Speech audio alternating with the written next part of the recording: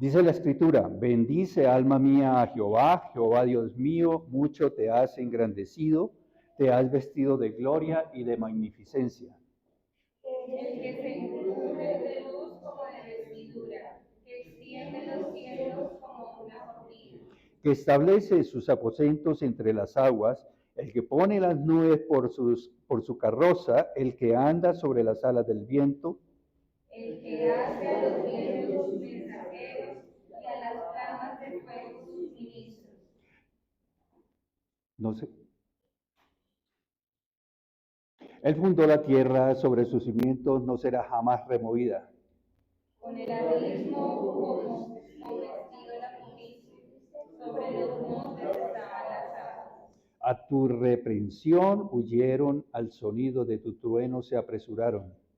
Subieron los montes, descendieron los valles, al lugar que tú les daste. Les pusiste término, el cual lo traspasarán ni volverán a cubrir la tierra. Tú eres el que envía las fuentes por los arroyos, van entre los montes. Dan de beber a todas las bestias del campo, mitigan su sed los asnos monteses.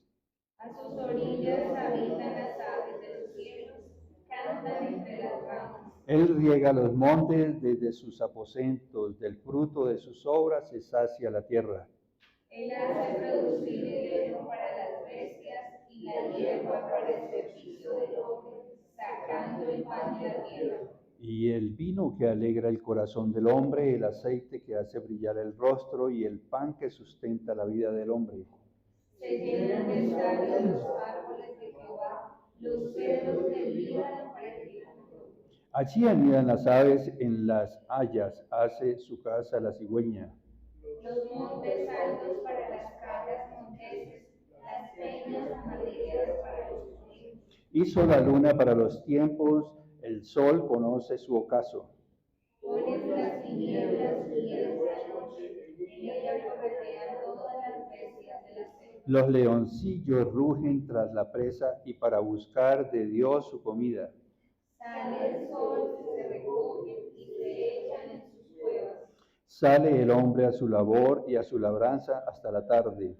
Cuán innumerables son tus obras, oh Jehová. Hiciste todas ellas con sabiduría. La tierra está llena de tus beneficios. He allí el grande y anchuroso mar, en donde se mueven seres innumerables, seres pequeños y grandes. Allí andan las naves. Allí está el Leviatán que hiciste para que jugase a ver. Todos ellos esperan en ti para que les des su comida a su tiempo. Les das, recogen, abres tus manos, se sacian de bien. Escondes tu rostro, se turban, le quitas el hálito, dejan de ser y vuelven al polvo. Envías tu espíritu, son creados y renuevas la faz de la tierra. Sea la gloria de Jehová para siempre, alégrese Jehová en sus obras. Él mira a la tierra y ella tiembla, toca los montes y humean. Y a Jehová cantaré en mi vida, a mi Dios cantaré salmos mientras viva. Dulce será mi meditación en él, yo me regocijaré en Jehová. Sean consumidos de la tierra los pecadores y los impíos dejen de ser. Bendice alma mía a Jehová. Aleluya. Padre Todopoderoso, en el nombre del Señor Jesús, estamos presentando nuestras vidas delante de ti. Siervo inútil soy, Señor, pero en esta hora suplico la presencia de tu Espíritu Santo a fin de que podamos hacer una reflexión que glorifique y exalte tu nombre. El propósito de esta reunión, Señor, es que haya gloria para ti, Señor, en todo tiempo. Ayúdanos, Señor, en el nombre del Señor Jesús. Te adoramos y te bendecimos. Amén. Podemos sentarnos, hermanos.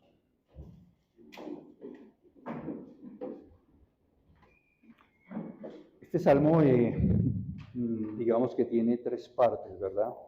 Una parte en la cual el salmista, el autor del salmo, pues, la Vulgata y la Septuaginta determinan que probablemente fue David el autor, ¿verdad? Pero no hay certeza de ello. No obstante, quien sea que lo haya escrito, tenía un profundo amor y una profunda devoción por el Señor, ¿verdad? Y en los primeros versículos, los primeros 4 versículos, habla acerca de quién es ese Dios, ¿verdad? Al cual él está dedicando esta boda. Una segunda parte que él menciona allí, más o menos que está entre el versículo 5 y el versículo 30, determinan más o menos lo que nosotros conocemos como la creación, ¿verdad? O sea, nos remite más o menos al capítulo primero de Génesis, cuando se habla de la creación.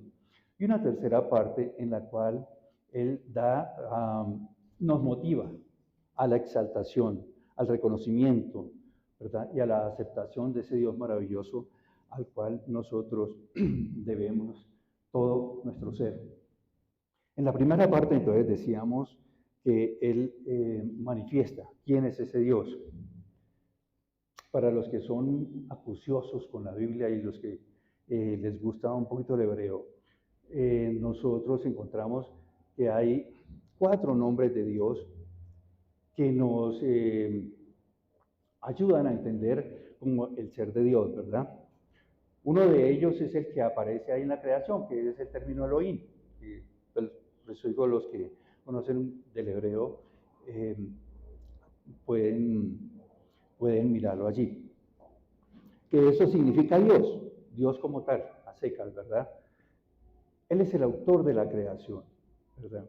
Hay un segundo término que es Jehová, que significa Señor, ¿verdad?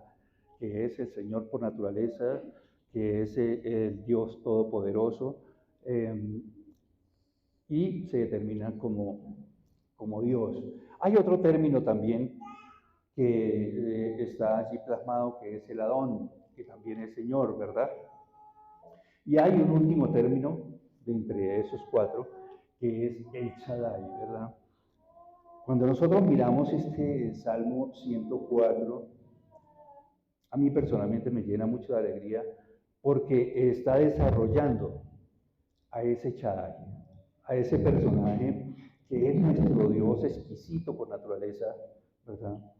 ¿Por qué? Porque el Shaddai, para quienes estudian de verdad, y lo digo con mucho respeto para quienes les gusta estudiar sobre el hebreo, el Shaddai quiere decir el Todopoderoso.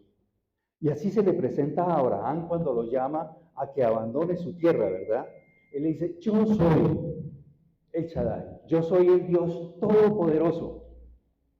Anda en mis caminos, yo voy a estar contigo. Más o menos, pues, parodiando el versículo, ¿verdad? Pero ¿qué es ese ser todopoderoso? ¿Verdad? La Biblia también dice que, o mejor, el significado que da el diccionario acerca de ese todopoderoso también es que significa el que tiene pecho, ¿verdad? Me llena mucho a mí ese término también, porque en otro diccionario dice que ese Shaddai es el que amamanta, ¿verdad?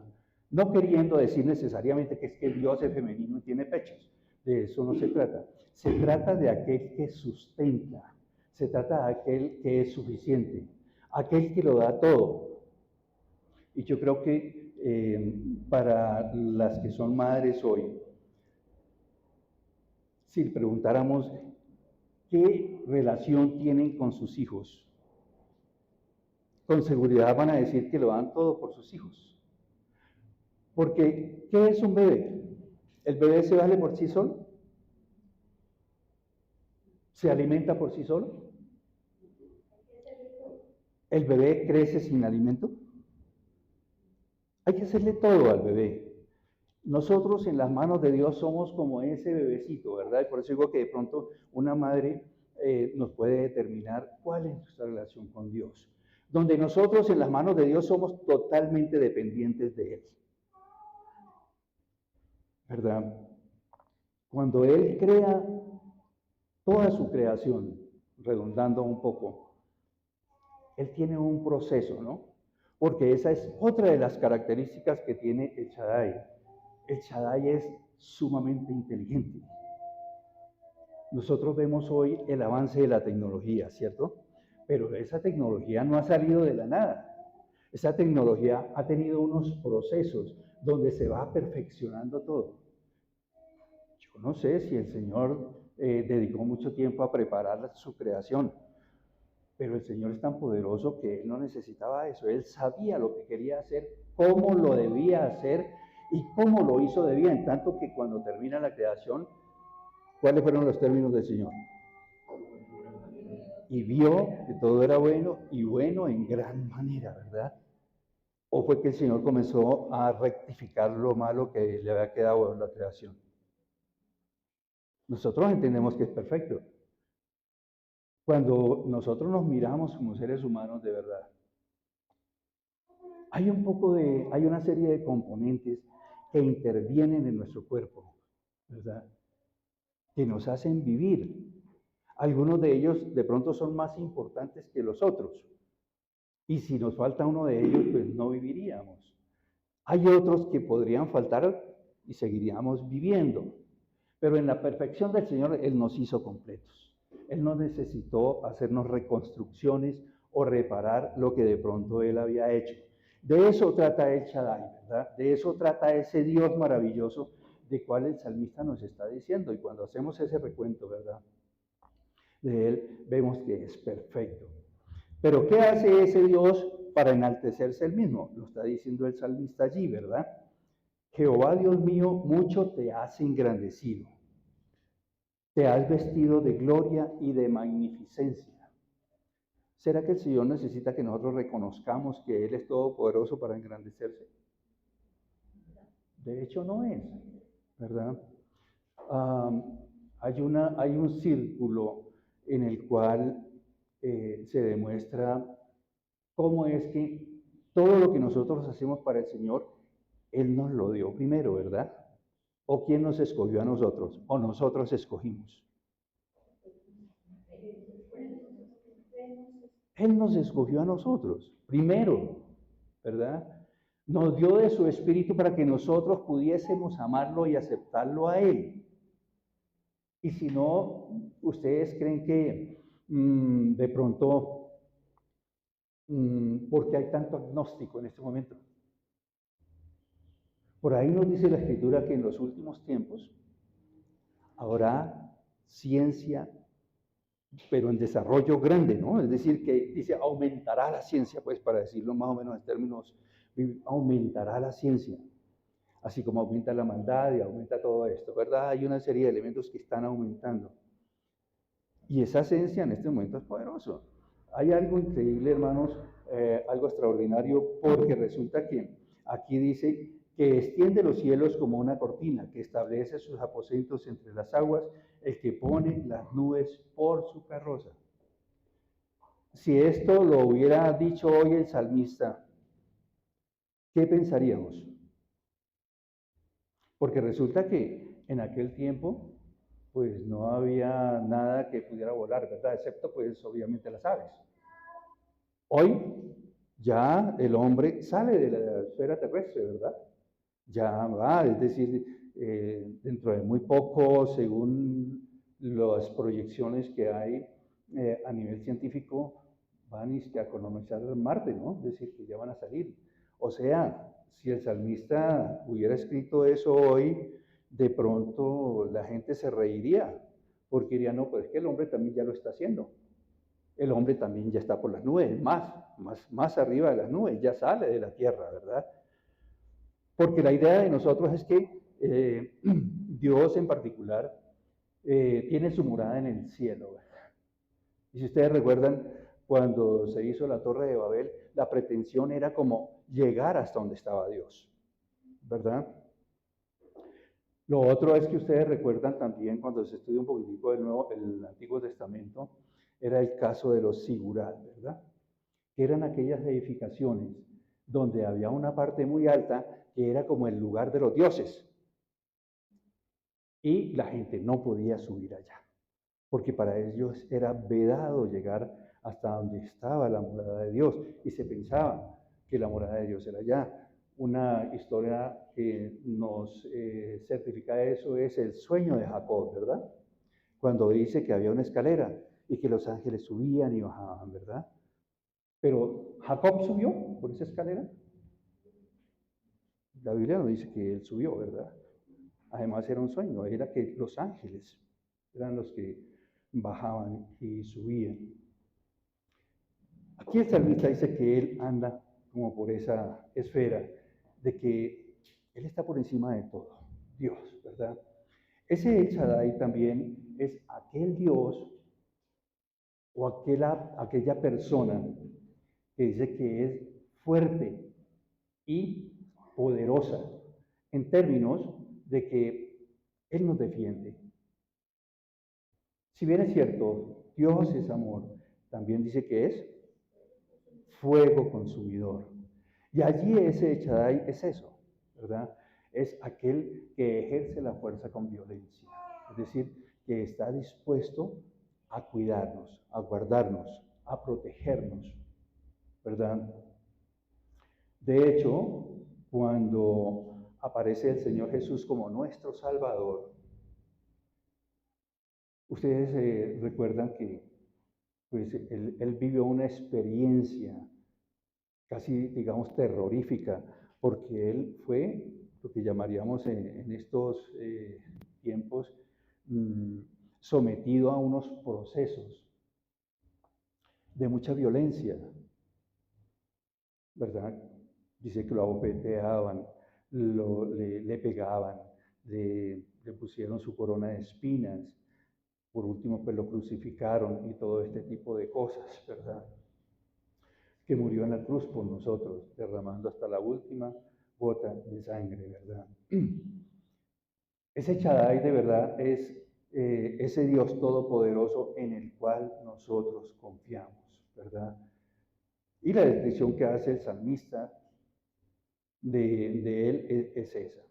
Entonces, en una parte está por qué Dios es glorioso. Él es independiente, ¿verdad? Él no necesita, por allá la escritura nos decía, alguien le aconsejó para que él hiciera lo que tenía que hacer. Alguien lo instruyó, alguien de pronto le hizo observaciones sobre su creación. El único que estaba por ahí, recuerdan ustedes en el caso de Adán y Eva molestando, pues era el demonio, ¿no? Que quiso desvirtuar la obra de Dios, ¿verdad? Y de hecho lo sigue haciendo. Si nosotros miramos hoy lo que está pasando especialmente en nuestro país, es que están tratando de imponer o de establecer unas leyes para pervertir todo lo que es el proceso de los mandamientos de Dios, ¿verdad? Todo eso lo quieren reevaluar mediante una ley. Han avanzado de alguna manera, ¿verdad?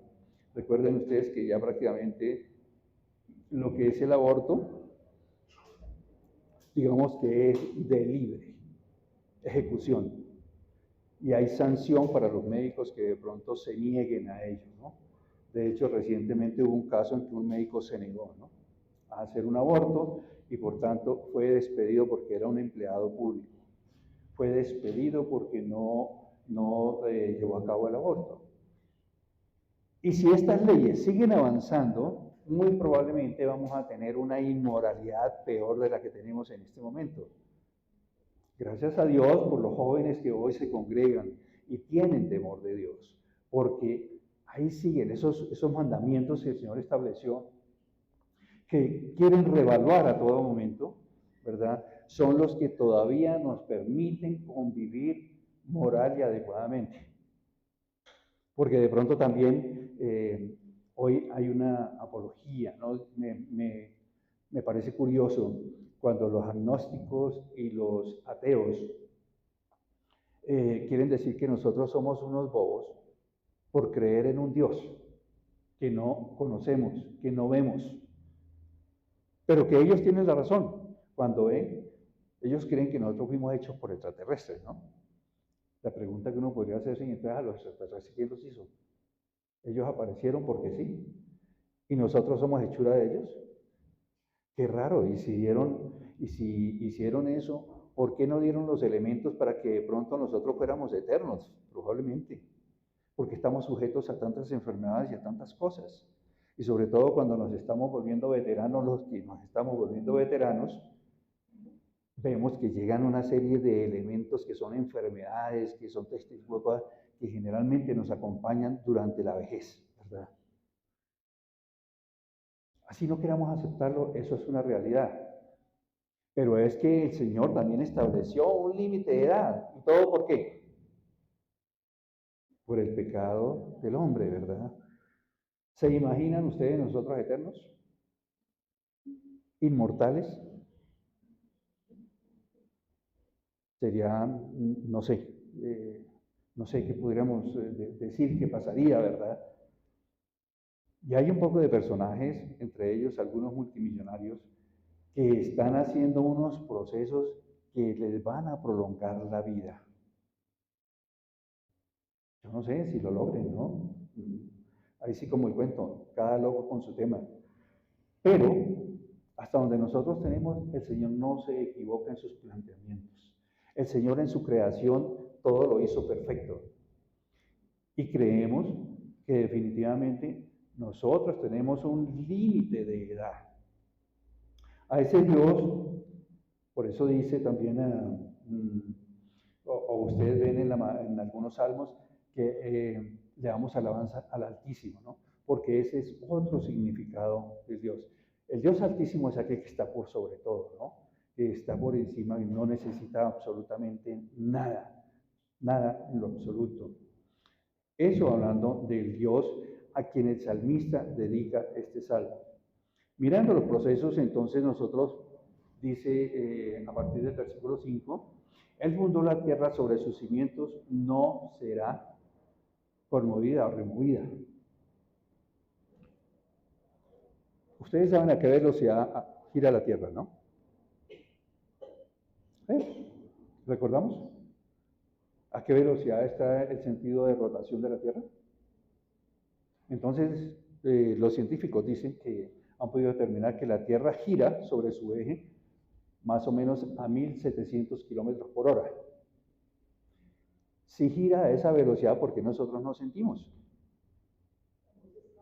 En este momento ya nos hemos desplazado, es decir, estábamos en un punto, pero a 1700 kilómetros por hora, cuando uno va en un carro a 60 kilómetros, ya a mí me da miedo, ¿no? Ya como que el carro lleva mucha velocidad, y si va a 100 o a 200, pues peor. Entonces uno se pregunta, ¿por qué nosotros no sentimos que la Tierra está girando a 1700 kilómetros por hora? La Tierra gira alrededor del Sol. ¿Recuerdan a qué velocidad más o menos? A 107.000 kilómetros por hora.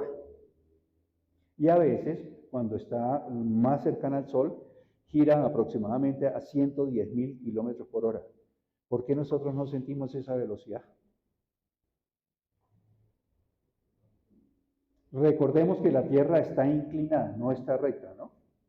El eje de la Tierra, comparativamente, con lo que debería ser, está desviada 23 grados, es decir, la Tierra gira inclinada. Entonces, en un momento determinado, nosotros encontramos que la Tierra está en este sentido y luego la Tierra está en este sentido, ¿verdad? Eso es como una especie de trompo. ¿Por qué el Señor hizo todo eso tan perfecto? A esas velocidades, pues nosotros deberíamos sentir algo, pero aquí estamos tranquilos, no pasa absolutamente nada, ¿no? Si la Tierra está girando como un trompo, es decir, en ese movimiento que no es solamente sobre el eje vertical, es cuando aquí el salmista está diciendo esas cosas, no será jamás removida. Pero todo tiene un propósito. Ustedes saben que los polos son los que más sufren las consecuencias de ese desnivel de la Tierra, digamos, de ese desvío. Y por eso es que en los polos el día dura 6 meses y la noche dura 6 meses. Y hay personas que viven en esos lugares, ¿verdad? Pero ellos tienen todo adecuado para vivir común y corriente, como si nosotros estuviésemos, mucho como si ellos estuvieran viviendo como nosotros acá. O sea, es la perfección de Dios. Entonces vienen las estaciones, a raíz de esa desviación que tiene la Tierra, están las estaciones. Y las estaciones permiten muchas cosas que de pronto nosotros aquí en nuestro Colombia y todos los países que estamos en el trópico, no tenemos necesidad, porque lo que nosotros tenemos es suficiente para vivir. Los que están en las estaciones, desde luego también, pero es que las estaciones permiten que se puedan cultivar unos productos en un tiempo y otros en otro tiempo. Nosotros aquí cultivamos todo el tiempo, no tenemos mucho problema, ¿verdad? Pero también vemos que nosotros tenemos unos cultivos que los que tienen estaciones no los tienen, ¿verdad? Y así sucesivamente. Lo que quiero decir con esto es la perfección del Señor al crear la tierra. Pero el salmista sigue hablando y dice que el Señor también, así como creó la tierra, pero con el agua también, ¿verdad? ¿Cuánto dura una persona sin beber agua? ¿Cuál es el tiempo estimado? 3 días.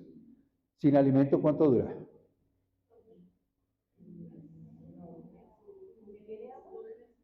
Claro, nosotros podríamos ver, depende.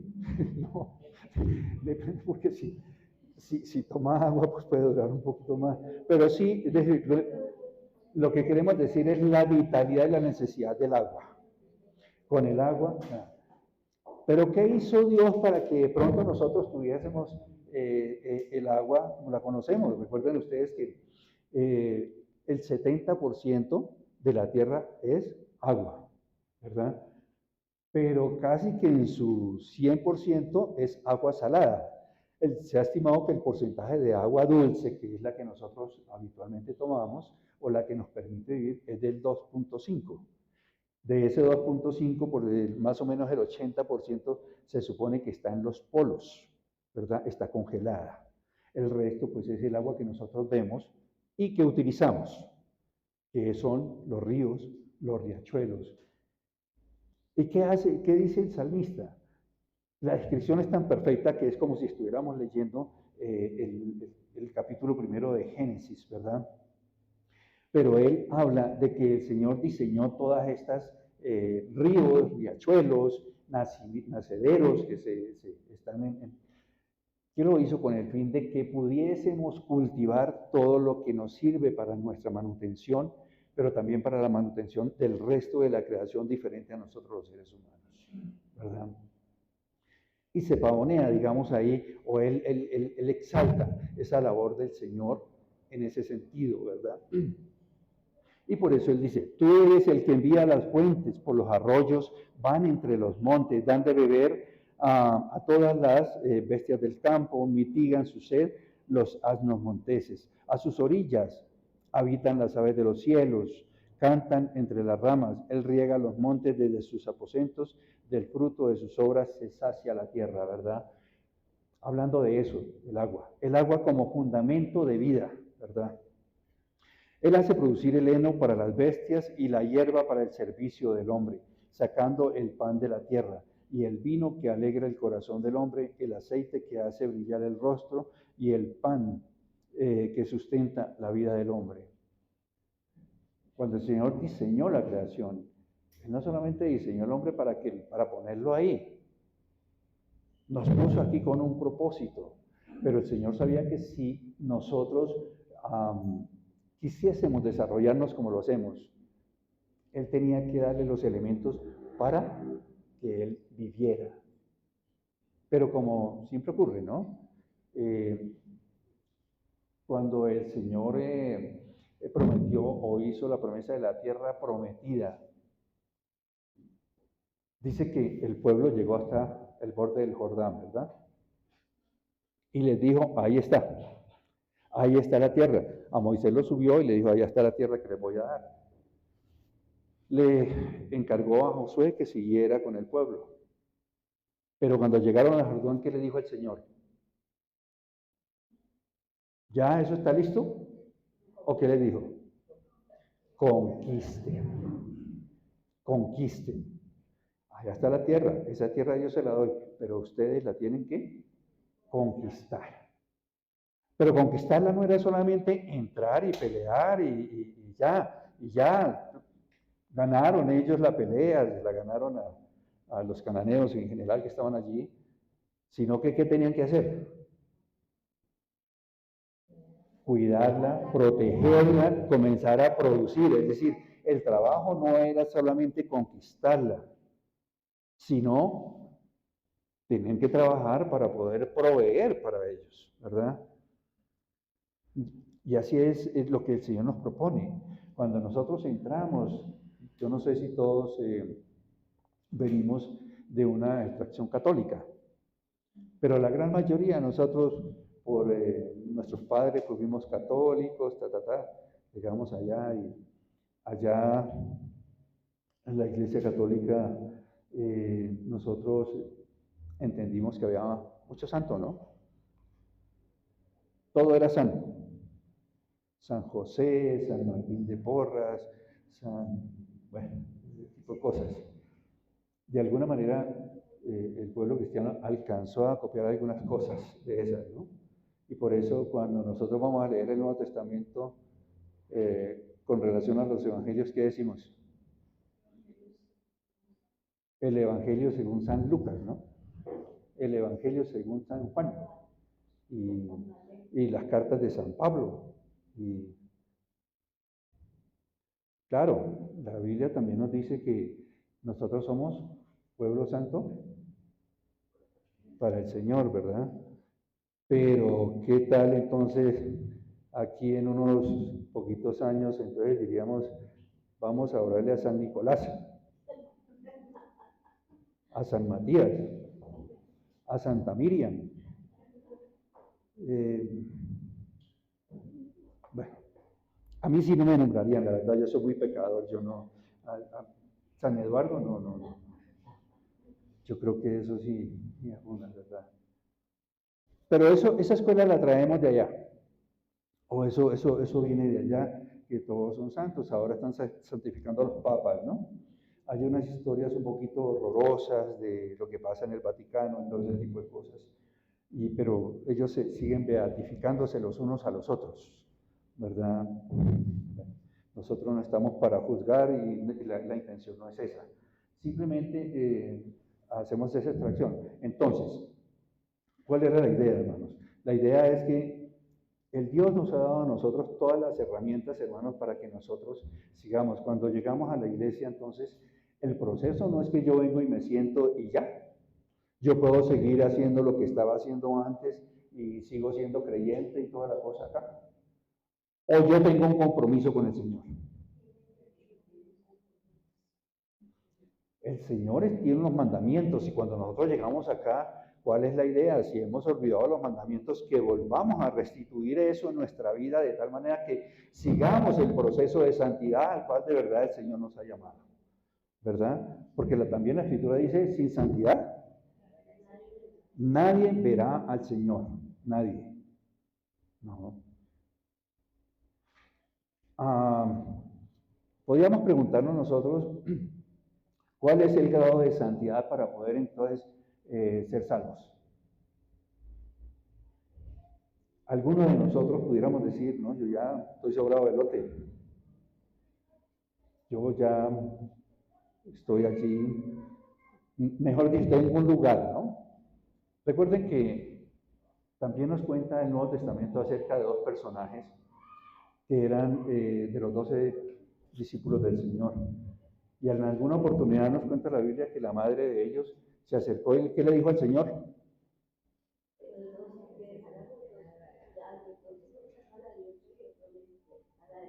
Mucho amor es de esa mamá, ¿no? Y como ilusa, ¿no? Excusa el término, por favor. Pero como muy optimista. Que mi hijo, uno se siente al lado y el otro al otro lado del Señor, ¿verdad? ¿Y cuál fue la respuesta del Señor? No está en mí, ¿verdad? Mi Padre sabe quiénes son los que van a estar en ese lado. Si nosotros hiciéramos un recuento de lo que pasó con algunos personajes del Antiguo Testamento y hablemos específicamente de David, ¿David era un santo? ¿Qué opinan ustedes?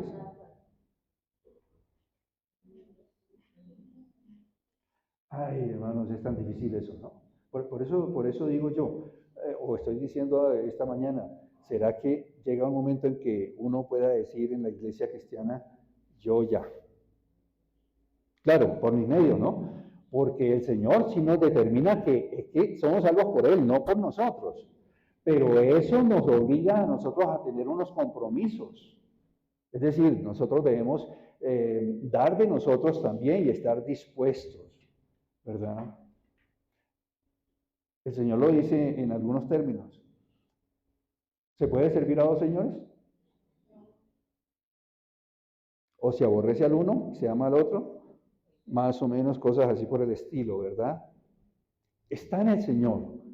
Y por eso preguntaba, ¿será que David era un personaje cuando el Señor decía, ¿es conforme? Mi corazón. ¿Cuál era entonces la relación de David con el Señor? Si ustedes llegan a decir que no, él no era tan santo, pues.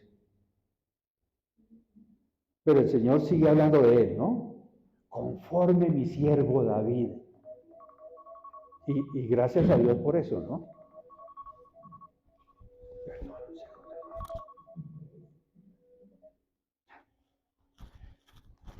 Entonces hablamos de la perfección de la creación del Señor, ¿verdad?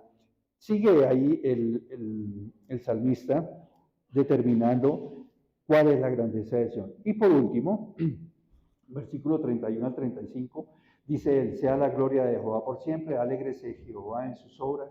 Él mira a la tierra y ella tiembla, toca los montes y humean.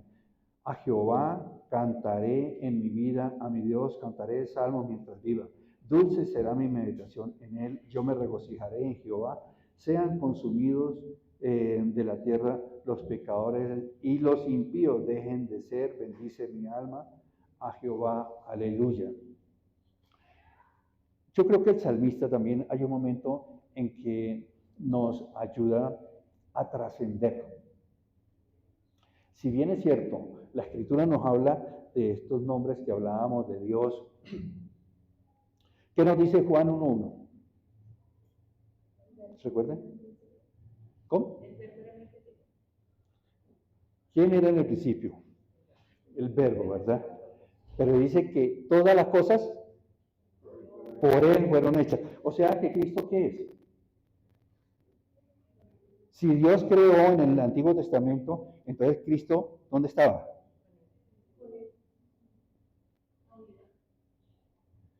O sea, lo que quiero decir yo es que es trascendente en el sentido que ese Dios que nosotros, en el cual creemos, ha trascendido al Nuevo Testamento, ¿verdad? Y está en la persona de Jesucristo. Porque el Nuevo Testamento también nos dice que por Él, para Él y por Él fueron hechas todas las cosas. Todas las cosas. Y que todas las cosas se sujetan. Por último, también la Escritura o el Nuevo Testamento nos dice que ante el Señor se doblará toda rodilla, que es a lo que de pronto nos lleva el salmista, ¿verdad?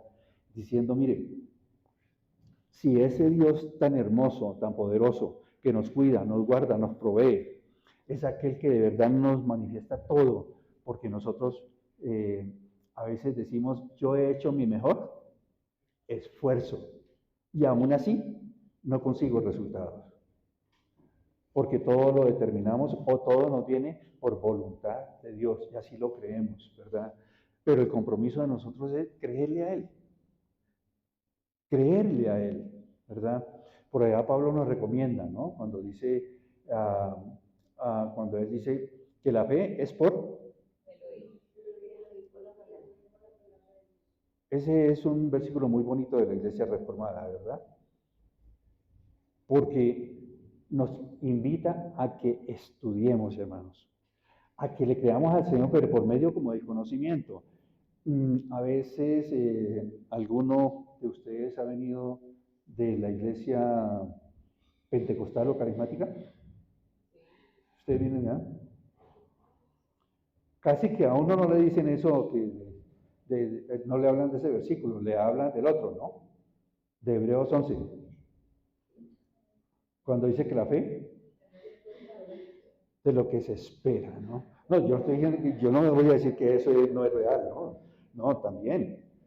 Pero es que el Señor lo quiere que nosotros estudiemos a Él, que miremos, que investiguemos, que todo no sea simplemente como una especie de, como de mito, ¿verdad? Que es que creemos que, bueno, yo vengo o tengo formación carismática también, ¿verdad? Y allí quise estudiar en un seminario y me fue negado. No me dejaron estudiar allí, ¿verdad? Tenía que hacer lo que el pastor quería que yo hiciera, ¿verdad? Voy a contar una anécdota chiquita, yo sé que el tiempo ya pasa, hermanos, pero en alguna oportunidad jamás hablé en lenguas, que es uno de los fuertes de la iglesia carismática. Entonces el pastor me puso cita un día como a las 3 de la tarde, un sábado, y me dijo, bueno, hoy usted va a hablar en lenguas. Le dije, perfecto, hermano, usted es el que manda. Dije, perfecto, hermano. Entonces, yo llegué a la cita. Había un salón, digamos, como este, más o menos, que era en tapete. Y entonces me dijo, póngase en cuatro. Es decir, de rodillas y con las manos adelante como, excúseme, como un perrito. Y el hombre me puso la mano acá. Y me dijo, camine, hermano. Cogimos a dar vueltas. Y el hombre repetía algunos términos supuestamente en lengua, ¿no? Y yo no arrancaba. Entonces yo trataba de aprenderme lo que él decía. Yo decía, Sandarabano, bueno, ustedes se preguntaban. Y yo dije, a ver si él me cree. Pero la verdad fue que ni siquiera me aprendí lo que él dijo. Y después de una hora dijo, no, hermano, usted, definitivamente el Espíritu Santo no entra en usted, ¿no? Y yo creo que por ahí no son las cosas. Yo creo que las cosas del Señor o el Espíritu de Dios está en cada uno de nosotros, que se manifiesta en diferentes, bueno, el Señor nos da cosas que hacer a cada uno.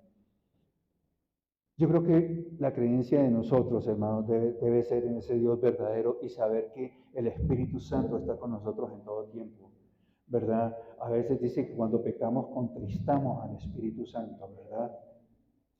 Pero nosotros también hemos, como decíamos sobre el pueblo de Israel, nosotros hoy no tenemos que esperar nada de nadie, sino que el Señor nos manda a trabajar, ¿verdad? Hermano, nosotros somos creyentes, creemos en Dios, Padre, Hijo y Espíritu Santo, ¿verdad? Creemos en las funciones que ellos tienen, siendo el mismo Dios. El mismo Shaddai es el Señor Jesucristo. Bueno, yo lo creo así, hermano, y excúseme, pero yo lo creo porque el Señor Jesucristo es todopoderoso. De Él depende nuestra vida y nuestra salvación, ¿verdad? Pero todos los días tenemos que salir a trabajar, hermanos. Los jóvenes hoy se tienen que capacitar, ¿verdad? Con el ánimo de que proyecten su vida. En alguna oportunidad nosotros dábamos unas conferencias sobre familia. Y yo preparé una conferencia para jóvenes, ¿verdad? Donde la proyección era que se prepararan para la vejez. Y era chistoso porque los jóvenes estamos comenzando a vivir, usted ya nos está hablando de la vejez. Sí, hermano, porque es que cuando uno es joven es cuando más energía tiene, cuando más capacidad tiene de aprender, de proyectar su vida. Y si bien es cierto, hay ejemplos de gente de mucha edad que ha logrado hacer empresa, que ha logrado hacer cosas, qué bueno es que nosotros desde temprana edad pudiéramos ver que nuestros hijos se proyecten ya, con el ánimo de que la vejez, como decíamos inicialmente, viene con achaques, decimos nosotros, pero es real, hermano. Algunos de nosotros terminamos de pronto solos, y si no hay recursos, hermanos, el Señor nos dice, Él nos va a proveer. Pero qué bueno que usted, hermano, cultive desde pequeño, hermano. Tenga desde pequeño, desde muy joven, tenga esa proyección de tal manera que su vida sea más llevadera. Hoy, si no hay recursos, es difícil acceder a una buena salud, con seguridad, hermanos. A veces las EPS, bueno, se encargan, pero a veces le dicen, no hay medicina, ¿verdad? O de pronto hay procesos o procedimientos o cirugías que hay que hacer, pero son muy demorados y mientras tanto las personas están muriendo, están falleciendo. Pero si uno tiene recursos, pues yo hago. Pues si yo tengo con qué, yo lo pago, ¿verdad? Hermanos, mi motivación, creámosle al Señor, creámosle a su Espíritu Santo, creamos que la salvación es a través del Señor Jesucristo y que aquel que un día creó la tierra y todo lo que Él hizo en ese tiempo es el mismo que hoy está con nosotros. Que en aquella época fue el Dios como lo presenta el Antiguo Testamento, hoy está en la persona del Señor Jesucristo. Y Él es el único que nos salva, pero también es aquel que nos provee, el que nos sustenta. Amado Señor, te damos infinita gracias porque tú eres fiel, justo, verdadero. Gracias, Señor, porque de la creación tú lo hiciste todo perfecto para que nosotros podamos tener una vida completa. Gracias porque tú nos has regalado de tu Espíritu Santo para creer en ti, Señor. Para creer que tú eres todopoderoso, pero también todo sustentador. Es aquel que es suficiente para nosotros. Todo lo que tú nos das, Señor, es por tu santa voluntad. Todo lo que tú nos das es por tu misericordia, por tu amor, por tu gracia.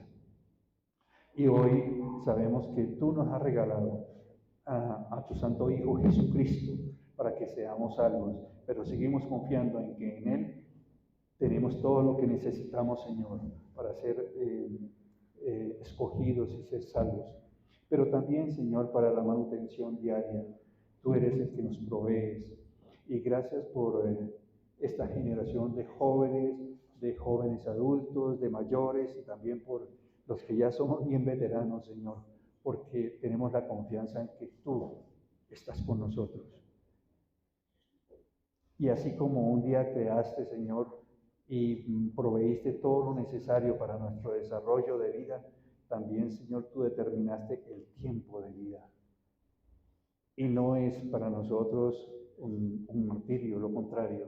Sabemos que más pronto que antes, Señor, vamos a verte y a regocijarnos en tu presencia y con seguridad estaremos cantando santidad para ti por toda la eternidad. Así que, mi Señor, una bendición grande pedimos en el nombre del Señor Jesús. Y la gloria, la honra y la alabanza sean para ti. Amén. Amén. Gracias.